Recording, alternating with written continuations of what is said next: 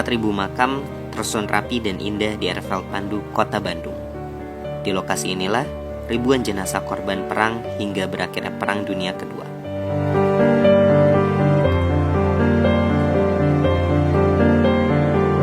Nah, ketika teman-teman masuk akan disambut oleh dua monumen. Kayak di sebelah kanan saya ada monumen yang menggunakan di atas itu ada helm militer. Dan di sebelah kiri? Di sebelah kiri saya ini ada namanya Monumen Onbekkendenburger yang artinya pemakaman warga sipil. Di balik makam kehormatan Belanda di Indonesia yang tersusun rapi, ada fakta yang tak terbantahkan, bahwa tidak pernah ada perang yang baik. Selamat datang di Airfield Pandu, makam perang Belanda.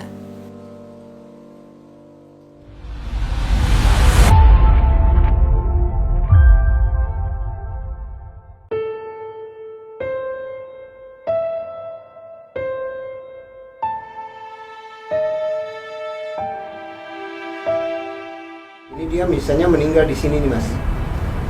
Istrinya meninggal di Belanda. Itu istrinya pesan kalau saya meninggal, saya mau makamkan di sini. Boleh, tapi tidak ada namanya. Tidak ada namanya. Hanya nama suaminya aja yang di sini. Misalnya anaknya juga meninggal. Anak dari salah satu korban di sini. Dia meninggal. Dia pesan ke anak-anaknya lagi. Bahwa kalau saya meninggal, saya mau dimakamkan dengan bapak saya di Indonesia. Satu liang, Pak? Iya, enggak. Satu. Berarti ada yang satu liang di sini, suami istri seperti itu? Ada yang seperti itu, ada. Tapi kebanyakan generasi keduanya ya. Generasi kedua? Bukan generasi pertama. Berarti anaknya? Anaknya. Atau cucunya? Iya. Cucunya juga masih harus dilihat lagi. Tapi yang paling ini tuh kemungkinan itu adalah anaknya. Jadi di sini ada beberapa yang sudah satu tanda makam itu ada yang sampai 4, 3 itu dibawa dari Belanda, tapi dibawa dalam bentuk kremasi ya. Oh, tinggal abu. Tinggal.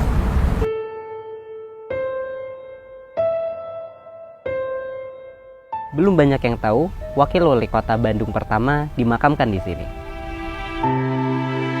Ya, di Pandu sini ada mantan Wakil Wali Kota pertama Kota Bandung, Besseveld, Insinyur Besseveld.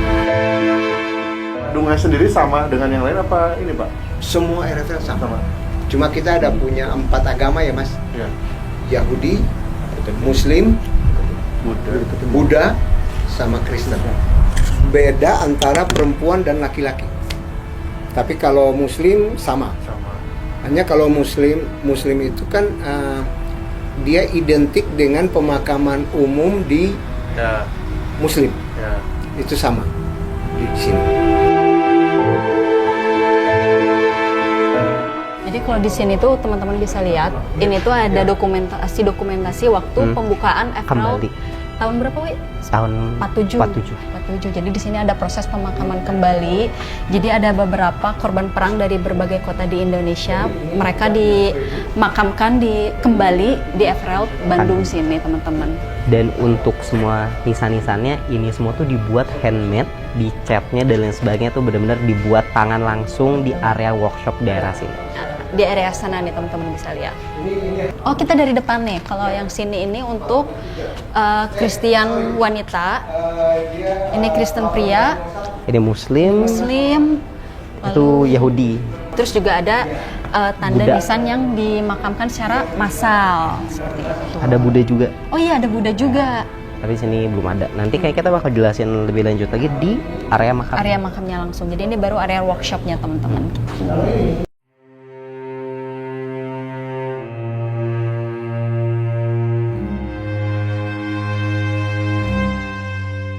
Kami pakai catnya juga berbeda Mas. Catnya tidak dijual di toko. Ada durasinya untuk dicat lagi, tergantung dari tingkat kerusakannya. Tapi ini jangan lupa ini beton bukan kayu. Oh. Berarti tanam ke bawah juga dong Pak kalau gitu? Apa 50 cm ke dalamnya. Ke dalamnya Karena sekitar kalau 50. nancepin kayaknya kurang Iya, kokoh. ya, sekitar 40 sampai 50 cm. Jadi teman-teman, untuk proses perbaikannya sendiri itu terdiri, kita nggak cetak ulang lagi ternyata untuk di pemakaman ini. Nah, jadi setelah teridentifikasi makam yang batu nisannya itu rusak, cetakannya rusak, maka akan dibawa ke sini untuk dikeruk kembali catnya, lalu nanti akan diplamir dan nanti bakal dicetak lagi dan bakal dicat lagi. Ulang ya. Bakal dicat ulang, bakal menggunakan handmade yang tadi udah kita tunjukin daerah sana. Kayak gitu teman-teman.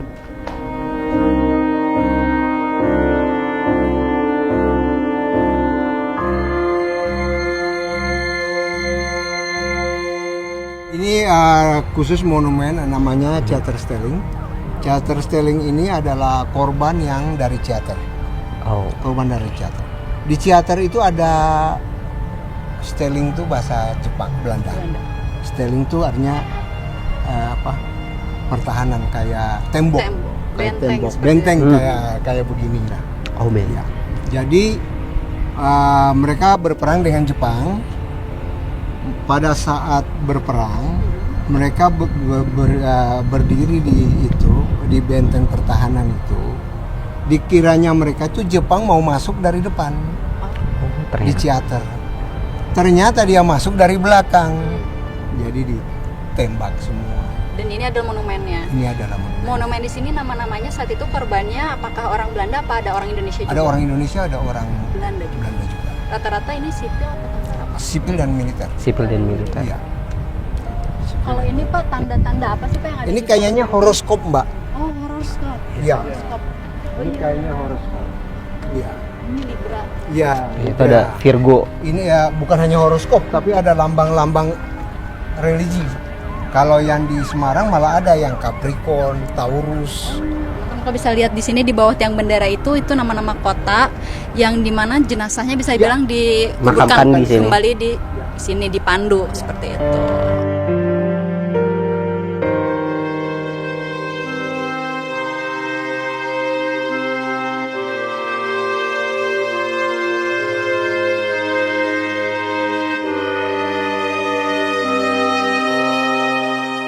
Di sini terdapat 4.000 pemakaman. Dan jika kita lihat layout pemakamannya dari atas, maka kita bisa melihat bentuk pistol yang mengarah langsung ke arah Tangkuban Perahu.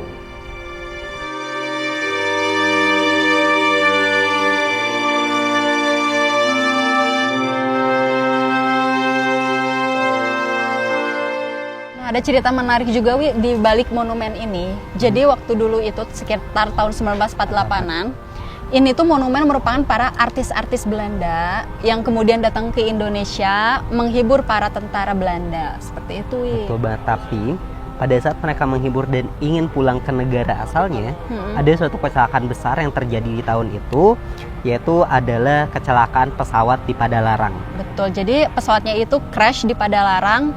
Maka dari itu artis-artis beliau ini dimakamkan di makam Pandu ini dan dibuatlah monumen ini.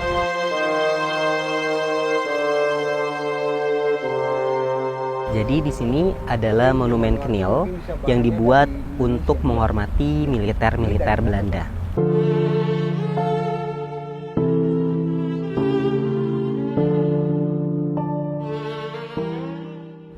Mau jenderal, satu-satunya jenderal kan dulu ditugasin Belanda Jenderal Spurs Ada di sini juga nggak, Pak? di Menteng Pulo. Oh, di Menteng Pulo. Tapi dia ditaruh di mana? Bagian paling belakang. Tidak ada istimewanya. Di sini ada komandan Knil, dia juga taruh di belakang. Tidak oh karena dia presiden, dia ini, jadi grup jenderal bintang 4 aja di depan. Nggak ada cerita. Tanda khusus pun nggak ada. Nggak ada. Sama diperlakukan, mau dia prajurit, mau dia sipil, sama. Nggak ada perbedaan. Kan dia korban perang.